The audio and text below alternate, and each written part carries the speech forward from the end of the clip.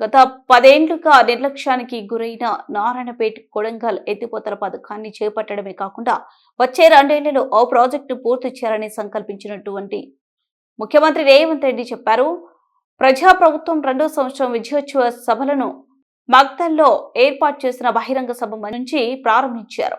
ముందుగా పడమటి ఆంజనేయ స్వామి వారి ఆలయంలో స్వామివారిని దర్శించుకుని ప్రత్యేక పూజలు నిర్వహించారు.